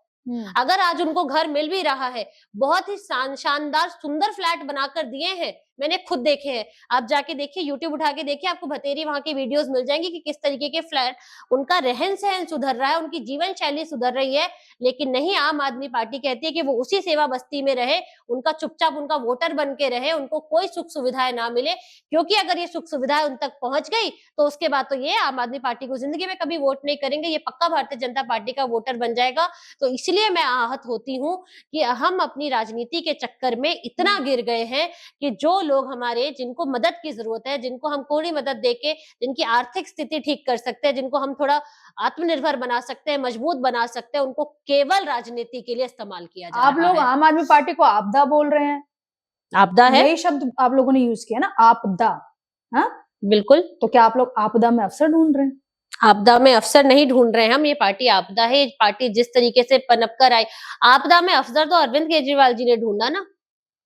जिस तरीके से ये पार्टी अन्ना हजारे जी के साथ एक जन लोकपाल का युद्ध स्तर पर आंदोलन लेकर उतरी थी। देखिए उस टाइम एक युवा, जितने भी युवा थे, मेरे को याद है आज दिल्ली तक के जितने भी युवा थे, महिलाएं थी, सब इनके आंदोलन से जुड़े, क्योंकि सबको लगा कि ये एक ईमानदार और अच्छी जन लोकपाल बिल की, जो अन्ना हजारे से लोग जुड़े, जन लोकपाल की इन लोगों ने बात की, एक अच्छी ईमानदार सरकारों की ये बात कर रहे हैं। लेकिन आपदा में अफसर अपने गुरु को, गुरु कहते थे ना अन्ना हजारे जी को, उनको धोखा देकर जिस तरीके से राजनीतिक पार्टी बनाई, और इन्होंने कहा था अपने बच्चों की कसम खा के कि मैं कसम खाता हूं मैं राजनीतिक पार्टी नहीं बनाऊंगा। ये कसम खा, बच्चों के सर पे हाथ रख के कसम खा के ये कहा था कि मैं कांग्रेस से कभी हाथ नहीं मिलाऊंगा। आज क्या हुआ, राजनीतिक पार्टी भी बनाई, कांग्रेस से हाथ मिलाया। तो इसको कहते हैं आपदा में अफसर, कि जहां इनको दिखा इन्होंने एक राजनीतिक पार्टी बनाई, अन्ना हजारे को वहां पे धोखा दिया, वहां एक झूठे अपने बच्चों की कसम खाई थी, उसको आपदा में अफसर के तौर पर बदला कि इनको लगा कि हम कांग्रेस के साथ हाथ मिला के हमारी ज्यादा सीटें आ जाएंगी। तो कांग्रेस को पानी पी पी कर गालियां देने वाले अरविंद केजरीवाल, शीला दीक्षित के खिलाफ 300 पेज के सबूत लेकर घूमने वाले अरविंद केजरीवाल आज आपदा में अफसर पाकर कांग्रेस से हाथ भी मिलाते हैं, उनके साथ चुनाव भी लड़ते हैं, और मना करने के बाद भी राजनीतिक पार्टी भी बनाते हैं। अच्छा एक बात बताइए, आप कह रहे हैं कि कांग्रेस के खिलाफ मोर्चा खोलते हैं, फिर साथ आ जाते हैं, फिर अलग हो जाते हैं। दिल्ली की जनता ये सवाल पूछ रही है कि चाहे कांग्रेस हो, चाहे बीजेपी हो, चाहे आम आदमी पार्टी हो, बड़ी समानता है। एक प्यारी दीदी योजना लेकर आते हैं, एक मैया सम्मान योजना लेकर आते हैं, एक महिला सम्मान योजना लेकर आते हैं, ले दे के कोई 2100 की बात करता है, कोई 2500 की बात करता है, फिर भाजपा भी 2500 की बात करती है। महिला वोटर को साधने के लिए दिल्ली की अगर बात करूं, 1,55,24,858 टोटल वोटर, जिसमें से लगभग आधे महिलाएं हैं, जो है उसमें आधे में अगर हम जाए तो महिलाएं हैं। तो क्या बीजेपी भी लुभावने वादों के साथ महिलाओं के वोटों को साधने की कोशिश कर रही है, जैसे कि केजरीवाल जी और कांग्रेस लगे हुए हैं? देखो, उस पर मैं आपको पहले भी बता चुकी हूँ कि हमने जो योजना, जो घोषणाएं की है, जो योजनाएं हम लाए हैं, हम उनको पूरा करेंगे। चुनाव का समय है, कॉन्फिडेंस है इस बात को लेकर के सरकार, देखो चुनाव का संभावना जी, चुनाव का समय है, घोषणा सब करेंगे। मैंने पहले भी कहा कि चुनाव का समय है, घोषणा कब करेंगे। असलियत वही है जो इन वादों को पूरा करना चाहता है और जो सच में ये देखना चाहता है कि दिल्ली की जनता सम्मानित हो, समृद्ध हो, आत्मनिर्भर हो, मजबूत हो, उनके लिए ये वादे किए जा रहे हैं, ना कि केवल दिल्ली की जनता को एक वोट का मात्र समझकर ये वादे किए जा रहे हैं। पुजारी ग्रंथि योजना लेकर आ रहे हैं। कहाँ थे 10 साल से? 18,000 रुपए 10 साल देने से की बात कहाँ कर रहे थे? हैं। 10 साल से कहाँ थे? 10 साल से आपकी सरकार थी। 12 संजीवनी योजना लेकर आ रहे हैं। 12 साल से आपकी सरकार थी, आपको किसने रोका था? मैं बार बार कह महिला रही सम्मान हूँ, योजना लेकर आ मैं रहे हैं। बार बार कह रही हूँ कि जमीन पैरों तले खिसकती दिख रही है, बौखलाहट है, इसलिए जो मर्जी कर रहे हैं। ये आज कहाँ थे 10 और साल वो से? कह रहे हैं कि मैं बेटा हूँ दिल्ली का। क्यों नहीं दिया? दिल्ली का बेटा, ये दिल्ली का वो बेटा है कि जिन्होंने दिल्ली की माता और बहनों के घरों में इंतजाम किया, एक के साथ एक फ्री, फुल के साथ फुल, हाफ के साथ हाफ और क्वार्टर के साथ क्वार्टर दारू पहुंचने का। आज बताते क्यों नहीं अरविंद केजरीवाल जी की दिल्ली के मंदिर, मस्जिद, गुरुद्वारे, जहाँ पे 2 किलोमीटर 1 किलोमीटर तक शराब के ठेके खुल नहीं सकते, आज दिल्ली के मंदिर, मस्जिद, गुरुद्वारों के बगल में, स्कूलों के बगल में, कॉलेज, रेजिडेंशियल एरिया में इन्होंने ठेके खुलवाए। तो ये आज कौन से महिला सम्मान की बात कर रहे हैं? देखिए, ये जो दारू है महिला से जुड़ी हुई दारू, महिला से जुड़ी हुई है, महिला की गृहस्थी से जुड़ी हुई है। क्यों? क्योंकि यही युवा, वही पुरुष जो महिलाओं ये जो दारू पी रहा है, आज वो एक के साथ एक मुफ्त दे रहे हैं, क्वार्टर के साथ क्वार्टर मुफ्त दे रहे हैं, वो पीता है, घर पे जाके एक महिला से गाली गलौज करता है, झगड़ा करता है, तो आपने तो पूरी एक महिला की गृहस्थी उजाड़ने का इंतजाम कर दिया। उनका ये कहना है कि वो लोग आपसे दुखी है, आप उनकी डॉक्यूमेंट्री रिलीज नहीं होने देना चाहते हैं, कानून आपके हाथ में, आप अपने हिसाब से मैनेजमेंट करते हैं। वो तो आप लोगों की उपलब्धियों के नाम पर एक किताब भी लेकर घूम रहे हैं और जब उसके पन्ने खोले जाते हैं तो खाली नजर आते हैं। क्या बताना चाह रहे हैं आप लोगों को? कौन सी उपलब्धियां जी? हमारी तो सरकार ही नहीं है दिल्ली में, हम कौन सी उपलब्धियां बताएं आपको? हम तो यही कह रहे हैं, मैंने आपको कहा कि 27 साल से भारतीय जनता पार्टी की सरकार नहीं आई है दिल्ली में। हम केवल दिल्ली की जनता से एक मौका मांग रहे हैं, जो दिल्ली की जनता इस बार मौका देगी। फिर अच्छा, दिल्ली की केंद्र में फिर मौका। सरकार कैसे चलाई जाती है, जनता को सम्मान कैसे दिया जाता है, समृद्ध कैसे बनाया जाता है, वो केवल 5 सालों में इनको पता चल जाएगा, क्योंकि ये 10 साल से तो केवल वादे कर रहे हैं। तो मेरा यही सवाल है आपसे कि वादों को लेकर आप कह रहे हैं कि झूठे वादे, झूठे वादे, झूठे वादे, तो पब्लिक इसका मतलब गलत कर रही है कि झूठे बातों पर भरोसा कर रही है? मैंने आपको कहा ना, जनता ने इन पर भरोसा दिया।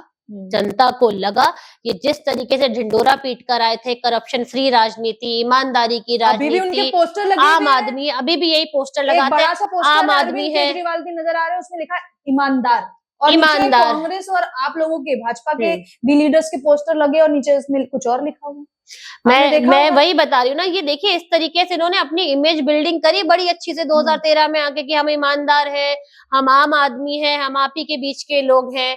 हम भी तो आप ही के बीच के लोग हैं। भारतीय जनता पार्टी, कांग्रेस, चलिए दोनों पार्टी के, तीनों चारों पार्टी के नेता जो है वो आप ही के लोगों के बीच के तो है, सभी तो नीचे के हैं। इन्होंने बड़ी अच्छी ब्रांडिंग करी कि हम ईमानदार है, आम आदमी है, हम वीआईपी कल्चर नहीं लेंगे, हम आपके बीच में रहेंगे। मैं आपको बात बताती हूँ, मेरे क्षेत्र की विधायिका, मंगोलपुरी क्षेत्र की विधायिका, जनता का विकास हुआ ना हो, पिछले 10 साल में मंगोलपुरी की जो हालत हुई है, उस विधानसभा जो गर्त में गई है, वो विधानसभा, वहां की सड़कों को वो आप आके अपनी आंखों देखा देख सकते हैं। लेकिन विधायिका का जो विकास हुआ है कि वो मंगोलपुरी विधानसभा से निकल के रोहिणी शिफ्ट हुई, रोहिणी से पीतमपुरा शिफ्ट हुई, वो सबने देखा है, वहां की जनता तक ने देखा है। आज ऐसी क्या बात पड़ गई कि जो इनके बड़े बड़े नेता है उनको अपनी सीटें चेंज करनी पड़ रही है? क्यों नहीं लड़ रहे मनीष सिसोदिया जी पटपड़गंज से? क्या जरूरत पड़ी सीट बदलने की? क्या जरूरत पड़ी राखी बिरला को अपनी सीट छोड़ के माधीपुर से जाके लड़ने की? क्योंकि इन सबके अंदर भय का माहौल है, क्योंकि जिनको समझ में आ गया है कि जितनी हमने अपनी ब्रांडिंग की थी, जितना हमने जनता से झूठ बोला था, वीवीआईपी कल्चर हम नहीं लेंगे, लिया।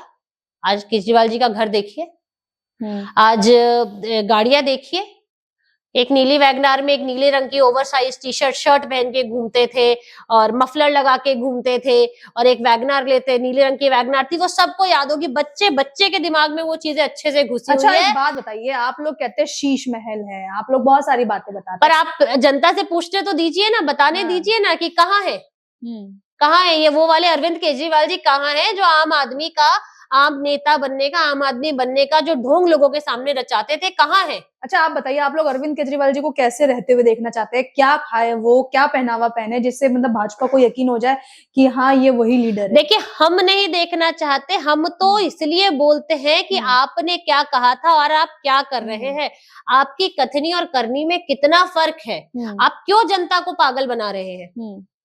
अगर आपको ऐशो आराम की तरह रहना है, आम आदमी है, आपको ऐशो आराम की तरह एक नेता की तरह रहना है, तो आप बोलो ना साफ आके। सबसे बड़ी यहाँ पे दिक्कत ये आती है कि ये अरविंद केजरीवाल जी ने जनता के सामने ढिंडोरा पीटा कि मैं तो आम आदमी हूँ जी, मैं तो ईमानदार आदमी हूँ, मुझे कुछ नहीं चाहिए, मैं वीआईपी गाड़ियां नहीं लूंगा, मैं वीआईपी बंगलो नहीं लूंगा, मैं सिक्योरिटी नहीं लूंगा, आम आदमी बन के रहूंगा। हम राजनीति बदलने आए हैं तो बदलते ना। आप क्यों उस रंग में घुल गए? आपने क्यों वो चीजें ले ली? आपने बड़े बड़े क्लेम किए थे, आज हम आपको आपके वो वादे याद दिला रहे हैं कि आप जिन वादों पर, जिस चीजों पर सत्ता में आए थे, जनता का दिल जीता था, आज कहाँ है? कौन से 85 लाख के टीवी, 16 लाख के पर्दे और वियतनामी मार्बल, एक्सपोर्टेड मार्बल? ये बातें सिर्फ इसलिए उठकर आ रही है क्योंकि इन्होंने अपने आप को पेंट किया एक आम नेता, एक आम आदमी के इंसान पे। उन्होंने कहा कि जैसे महिलाओं के लिए बसें फ्री है, बच्चों के लिए भी बसें फ्री हो जाएगी, खासकर छात्रों के लिए, छात्राओं के लिए, और मेट्रो में लगभग 50% का डिस्काउंट मिलने वाला है स्टूडेंट्स को। देखो, मेरा कहना फिर से वही है कि चुनावी समय घोषणाएं हर वर्ग के लिए, चाहे बुजुर्ग है, चाहे युवा है, चाहे महिला है, सबके लिए ये अनगिनत घोषणाएं करे जा रहे हैं कि ये चाहते हैं कि हर वर्ग का इनको वोट मिले। आज महिलाओं के लिए आपने बस की बात करी, आप चलिए मेरे साथ। मैंने पहले भी कहा है और हमेशा कहती हूँ कि आप चलिए मेरे साथ, कि मैं कभी ट्रैवल करती हूँ, पीरागढ़ी चौक की बात बताती हूँ, मेरे आंखों देखे की बात है, क्योंकि मैं तो इन जगहों के नाम इसलिए बता रही हूँ क्योंकि मैंने देखी है, ये फैक्ट है। मैं भारतीय जनता पार्टी की नेता हूँ या मैं भारतीय जनता पार्टी की पदाधिकारी हूँ इसलिए नहीं बता रही, मैंने देखा है। पीरागढ़ी चौक दिल्ली का एक बड़ा चौक है जहां से एक सेंटर पड़ता है कि जहां से बहुत सारी महिलाएं सुबह वहां से बस पकड़ती हैं अपने अपने काम पर जाने के लिए। जहां महिलाओं का जत्था दिखता है, ये डीटीसी वाले बस नहीं रोकते महिलाओं को देख के, नहीं रुकती है? नहीं रोकते जी। जहां रुकती है, जहां दिखता है कि इनको ज्यादा महिलाएं हैं, ये बस अपनी आगे बढ़ा देते हैं। पर बसें तो फ्री है ना? नहीं, मैं वही तो कह रही हूँ ना, बसें फ्री है, महिलाओं को देख के बसें नहीं रोकते जी। जितने पुरुष चढ़ेंगे महिलाओं में उतनी उनकी टिकट कटेगी और उतना उनको पैसा मिलेगा। तो यानी कि दिल्ली की बसें सिर्फ पुरुषों के लिए रह गई है? बिल्कुल पुरुषों के लिए रह गई है। फ्री बिजली, फ्री पानी, इसके अलावा सब ढकोसला है, सब झूठा है। सड़कों को लेकर उन्होंने कहा है कि पहले सुनने में आया था कि लंदन जैसे बनाएंगे, पहले कहा था, मैं वही कह रही हूँ, पहले इन्होंने कहा था कि दिल्ली को हम लंदन जैसी सड़कें बना देंगे, और आज ये कह रहे यूरोपियन स्टैंडर्ड की हम सड़कें बना देंगे। कहाँ है? आज अरविंद केजरीवाल जी की विधानसभा में ही चल के सड़कें देख लीजिए, कालका जी, आतिशी जी की विधानसभा में चल के सड़कें देखिए। अच्छा, आपके मित्र है बग्गा जी, मैंने उनकी एक वीडियो देखी जी, वो नाव लेकर ना शायद पानी भर गया था दिल्ली में, तो उन्होंने किसी चीज से उस नाव को बांध दिया था और ऐसे चला रहे थे, राफ्ट कर रहे थे। अरविंद केजरीवाल जी ने कहा था दिल्ली को टूरिस्ट स्पॉट बनाएंगे, तो बन गए जी। ऋषिकेश की रिवर राफ्टिंग का मजा अरविंद केजरीवाल जी ने दिल्ली में दे दिया। ये इसलिए हुआ, सबको पता है मानसून का समय क्या होता है। मानसून के आने से पहले सरकारों की बैठक होती है, दिल्ली सरकार बैठ के बैठक करती है अपने विभागों के साथ, लेकिन इस बार वो बैठकें हुई नहीं। क्यों? क्योंकि ये चुनावों में मस्त थे, लोकसभा के चुनाव में मस्त थे, वो बैठकें हुई नहीं। दिल्ली में जब भी मानसून आता है लोग देखते हैं कि कितना बुरा हाल होता है। कि आपने हमारे जिनकी नेताजी की बात करी, बग्गा जी की, वो भारतीय जनता पार्टी के नेता है। एक हमारे रवि नेगी जी हैं जो आज ये पटपड़गंज से विधानसभा का चुनाव लड़ रहे हैं, वो लोग राफ्ट लेके आराम से निकल जाते हैं। दिल्ली को कहा था झीलों का शहर बना देंगे, मानसून में बन जाता है। मिंटो ब्रिज की सबने हालत देखी कि पूरी की पूरी बस वहां मिंटो ब्रिज पे फंसी रह जाती है। लेकिन दिल्ली की जनता के लिए या दिल्ली के लिए इनके पास मानसून में कोई एक्शन प्लान नहीं था। क्यों? क्योंकि ये उनकी प्रायोरिटी नहीं थी, इनकी प्रायोरिटी था चुनाव, सत्ता में कैसे रहना है, सत्ता के सुख को लगातार भोगते कैसे रहना है, ये इनकी प्रायोरिटी। अच्छा, आप बताइए, सरकार अगर बनती है, पब्लिक अगर प्यार लुटाती है, यूथ के लिए क्या करेंगे? यूथ के लिए कई योजनाएं हैं भारतीय जनता पार्टी ने। रोजगार के लिए आप हमारा मैनिफेस्टो, संकल्प पत्र, परसों फाइनल हमारा संकल्प पत्र लॉन्च हुआ है, आदरणीय गृह मंत्री अमित शाह जी ने लॉन्च किया है। यूथ के लिए भी योजनाएं आई हैं, रोजगार के लिए हम योजनाएं लेकर आएंगे। हमारे संकल्प पत्र में युवा के लिए, बुजुर्गों के लिए, महिलाओं के लिए, सभी वर्गों के लिए योजनाएं हैं। और मैं घोषणा नहीं कहूंगी, योजनाएं कहूंगी, क्योंकि भारतीय जनता पार्टी की कथनी और करनी में फर्क नहीं है। जो हम कहते हैं वो हम करके दिखाएंगे। तो यूथ को, महिलाओं को और बुजुर्गों को इन सभी योजनाओं का 100% लाभ मिलेगा। अच्छा, इससे भाजपा को क्या दिक्कत है कि अगर वो संजीवनी योजना लेकर आना चाहते हैं, अगर देखा जाए तो उसमें भी प्राइवेट और गवर्नमेंट में वो बात कर रहे हैं कि इलाज होगा, तो अगर आयुष्मान की जगह वो संजीवनी लेकर आते हैं आम आदमी पार्टी वाले, तो भाजपा को क्या दिक्कत है?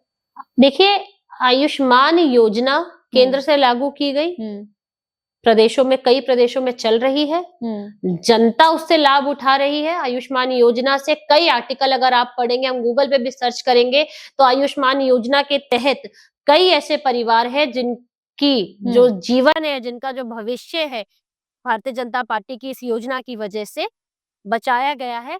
ये योजना थी जनता के हित के लिए थी। अरविंद केजरीवाल और इनकी सरकार अगर जनता की इतनी हितैषी है, तो इस एक योजना को दिल्ली में लागू क्यों नहीं होने? वो ये कह रहे हैं कि हम तो इतना अच्छा एजुकेशन सिस्टम लेकर आए हैं कि हैप्पीनेस क्लासेस बच्चों को मिलती है, यहाँ तक कि देखिए, आप संजीवनी योजना की बात कर रहे हैं ना, मैं आयुष्मान आप हेल्थ केयर की बात कर रहे हैं, तो मैं आयुष्मान योजना की बात कर रही हूँ। उस योजना को दिल्ली में लागू क्यों नहीं होने दिया? आज जब चुनाव की जमीन खिसकती नजर आ रही है, तो आप संजीवनी योजना ले आए हो। 10 साल से कहाँ थे? क्यों नहीं आपको 10 साल से कि सब सेक्टर्स पे बात होनी चाहिए। 10 साल से आपको हेल्थ केयर या एजुकेशन के बारे में क्यों नहीं आपको ये योजना याद आई? क्यों आपको 10 साल से ग्रंथि याद नहीं आए? क्यों आप सिर्फ मुसलमानों के पीछे भाग गए थे? क्यों आप सिर्फ एक समुदाय विशेष के पीछे भाग गए थे? जब कोविड का समय आता है, तो आप पूर्वांचल लोगों को लिए मना कर देते हैं कि पूर्वांचल की महिलाएं, कोविड का समय है तो यमुना पे जाके छठ नहीं मना सकती, लेकिन वही एक त्योहार आता है विशेष समुदाय का, तो उसके लिए आप मार्केट खुलवा देते हैं कि आप जाइए, जाके अपना शॉपिंग कीजिए। किस तरीके की राजनीति कर रहे हैं अरविंद केजरीवाल जी? मुसलमानों से दिक्कत है क्या? दिक्कत नहीं है। भारतीय जनता पार्टी कहती है सबका साथ, सबका विकास, सबका विश्वास। सबको आप एक तराजू में तोल के चलो ना।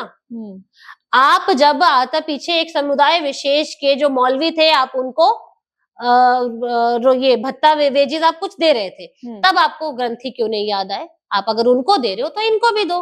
अगर आपने एक विशेष समुदाय के लिए कोविड के दौरान अगर आपने बाजार खुलवा दिए, तो पूर्वांचल के ये समाज के लिए भी यमुना जी पर हो सकता था। पूर्वांचल के लोगों को पसंद नहीं करते, आप ये बोलना चाह रहे हैं? पूर्वांचल से मैं खुद आती हूँ, मैं बिहार की बेटी हूँ। पूर्वांचल के लोगों से अरविंद केजरीवाल जी को घृणा है।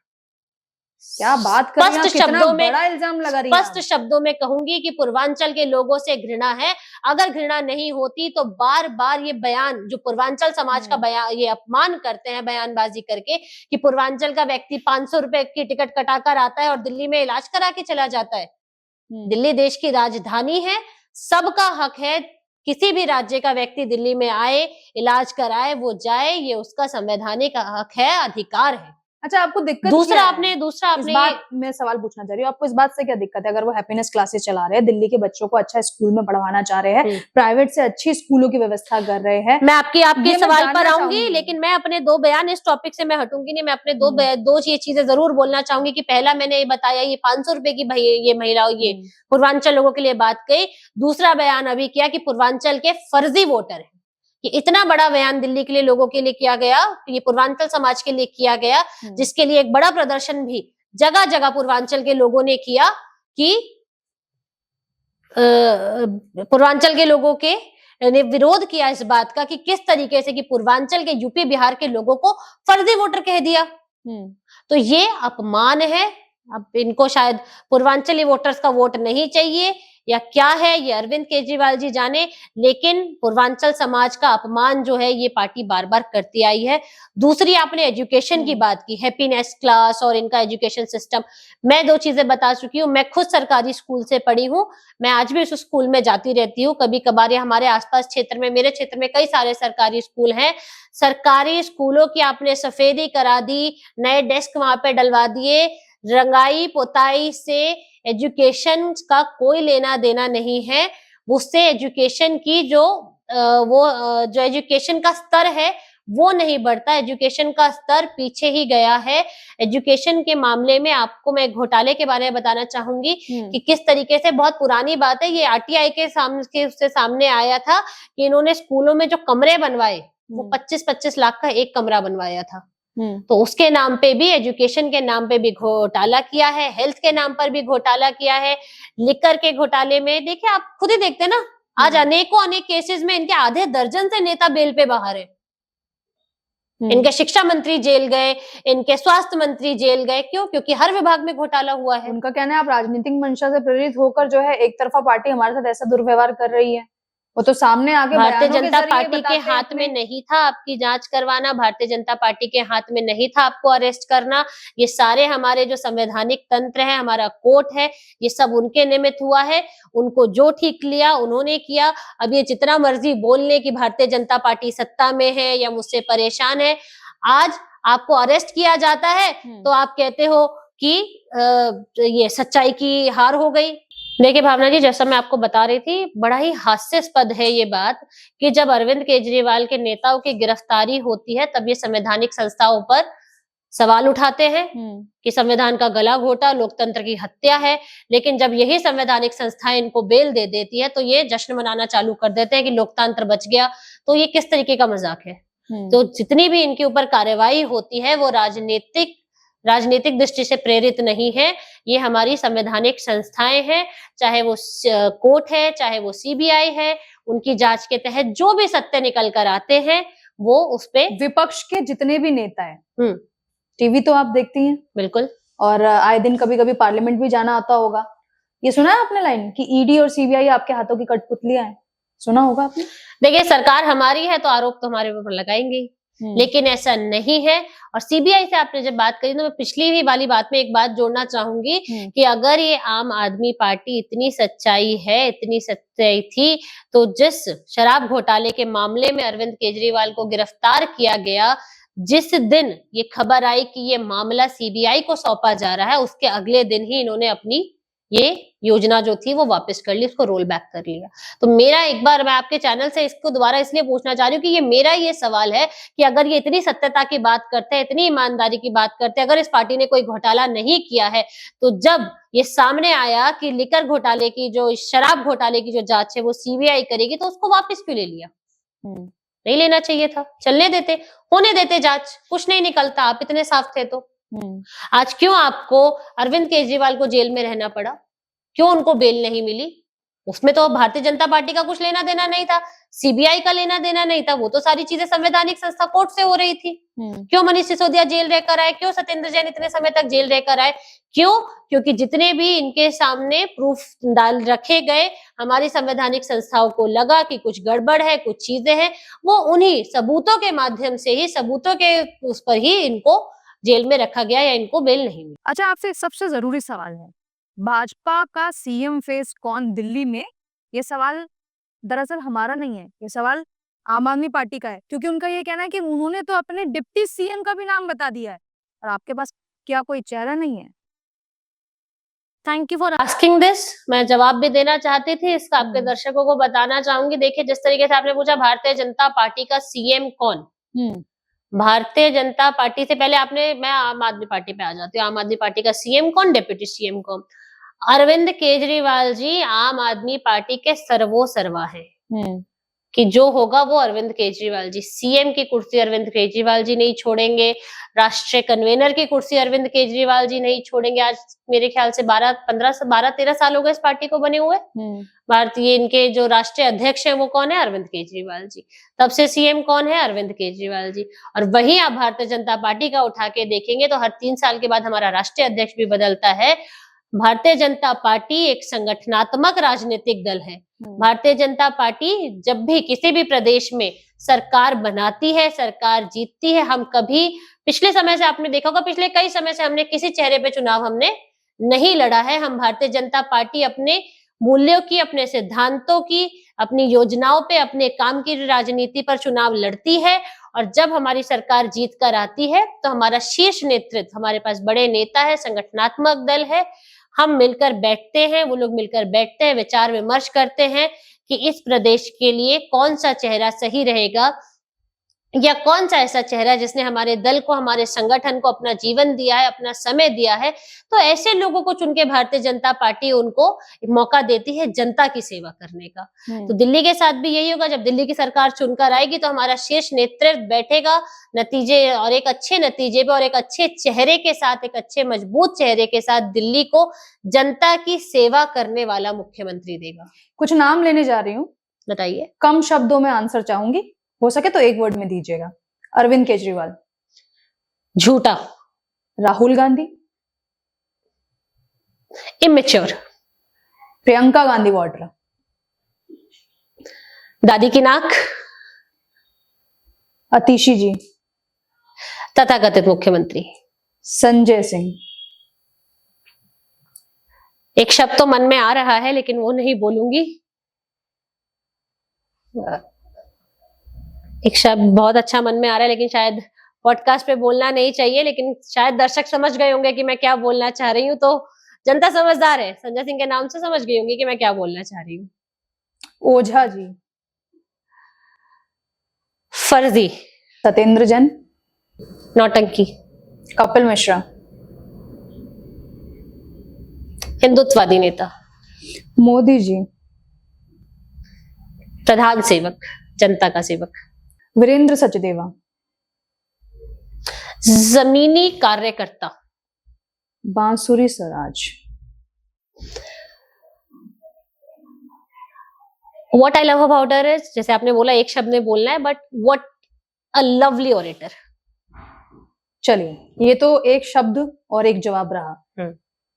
5 तारीख को वोट है, जनता से एक बार अपील कर दीजिए वोटों को लेकर, ताकि जो मतदाता है वो जागरूक हो जाए और अपने मत का प्रयोग करे। फिर मैं कार्यक्रम का समापन करती हूँ। आपके शो के माध्यम से भावना जी, मेरा आपके सभी दर्शकों से और सभी सब्सक्राइबर से ये अपील है कि 5 फरवरी को दिल्ली में चुनाव है। चुनाव जो है लोकतंत्र का महापर्व होता है और इस देश के लिए, संवैधानिक पद के लिए आपका सबसे बड़ा अधिकार है। आपका जो प्रत्याशी है वो आपके लिए अच्छा काम करे या ना करे, ये आप बैठे बैठे चुन सकते हैं। उसके लिए केवल आपको 5 फरवरी को अपने घर से निकलना है, अपने बुद्धि विवेक से एक अच्छे प्रत्याशी को आपको वोट देना है। लेकिन अंतिम आग्रह यही है कि वोट देने जरूर जाना है। किसको वोट देना है वो हम, जैसे मुझे भावना जी ने कहा कि सिर्फ वोट अपील करनी है, तो किसको वोट देना है वो आप खुद चुनिए, लेकिन अपने इस अधिकार का प्रयोग जरूर कीजिए। शुक्रिया लोगों से वोट अपील करने के लिए, और धन्यवाद आज के इस पॉडकास्ट, इस शो में मेरे साथ जुड़ने के लिए। बहुत बहुत धन्यवाद भावना जी। तो वैशाली पोद्दार को अभी आप सुन रहे थे और बड़े बेबाक तरीके से अपनी राय रखी चुनावों को लेकर, और बताया कि ग्राउंड दर ग्राउंड जो वो घूम रही हैं, क्या रिस्पॉन्स देख रही हैं और जनता उनसे क्या कह रही है। लेकिन ये पब्लिक जो है ना, वो बहुत स्मार्ट है। नेताओं को नेताओं की बोली बोलती है और काम वही करती है जो उन्हें सही लगता है। उम्मीद करती हूं कि 5 तारीख को अपने मत का प्रयोग करेंगे। और इसी के साथ आज के पॉडकास्ट में आपने सुना कि कैसे आम आदमी पार्टी ने पिछले 11 साल में जो काम किए उसको लेकर भाजपा का क्या रिएक्शन है, कांग्रेस को लेकर भाजपा क्या सोचती है और आने वाले समय में वो कितनी सीटों पर दावा कर रहे हैं।